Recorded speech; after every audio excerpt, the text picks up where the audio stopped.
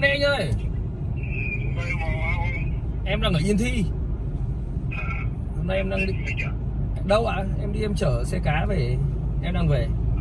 Đi sáng. Ấy đây. Trên này xe này nữa là hết rồi. Em bán từ trong Tết mà.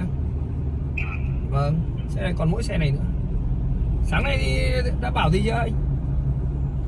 Chưa, anh vừa điện cho Hoàng Anh.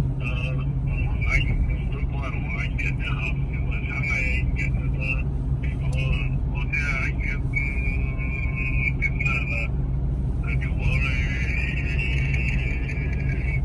chẳng lấy anh ấy thì làm được chút một cái xong thì đâu anh bảo thôi cũng là cái đầu tiên Vâng. cháu Hợp đứng lên bán với chú để cho nó mà mình lấy lẩu. Vâng. Cũng là 14 cháu không phải 14 mình về rồi, nhưng mà 14 cháu nó không làm được với chú, chú là 15 bây giờ 16 là chú cháu làm xong rồi anh cũng quay điện để với cháu chưa thấy gì. Vâng. Cho nên làm thế nào. Vâng.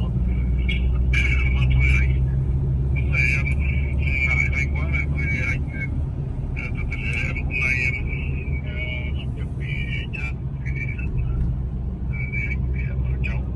Vâng. Thì đấy hôm qua em nói chuyện với anh ấy thì đang nói chuyện với cái ông An, tự nhiên ông An ông bảo thế mày đang ngồi với ai đấy.